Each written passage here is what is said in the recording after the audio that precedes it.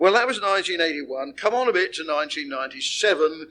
And again, you might remember this, on our television screens every day there was Albania, because there were those fraudulent investment schemes which ruined a huge proportion of the population financially. They were destitute. They lost virtually everything, home, land, life savings, whatever.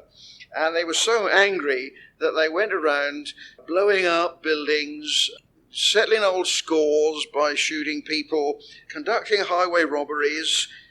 There was no police, there was no army.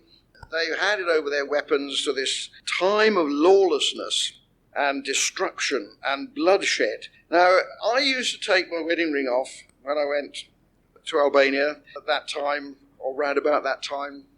Not so I could flirt or anything like that, God forbid, but because it wasn't unknown for the highway robbers to chop off your finger so they could get your jewellery more quickly.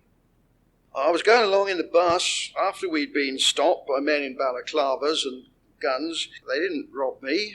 They did rob a number of the people on the bus before the bus was allowed to go on. And the missionary I was with said, oh, I know a nice cafe. This was on another journey, but the same road. That time we were driving. Let's stop for a coffee. We couldn't get any coffee there because they'd blown the place up. They'd blown the cafe up, part of the destruction.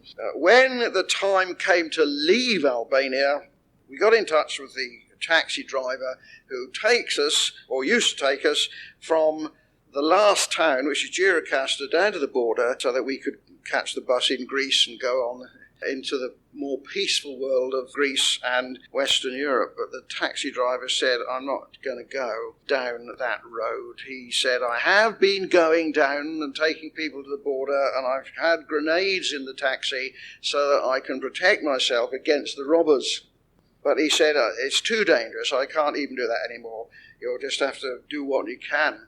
And somebody made contact. By that time, there was the United Nations peacekeeping force, and somebody contacted them, and I was taken out with one or two other people with a couple of armoured cars bristling with guns, and we got it out into Greece. Here is a website which will give you a lot more information about Christian work in Albania and Kosovo. And here is a website which will give you more about Albania and Kosovo, and also a wide range of articles, talks, videos on a whole range of Christian topics.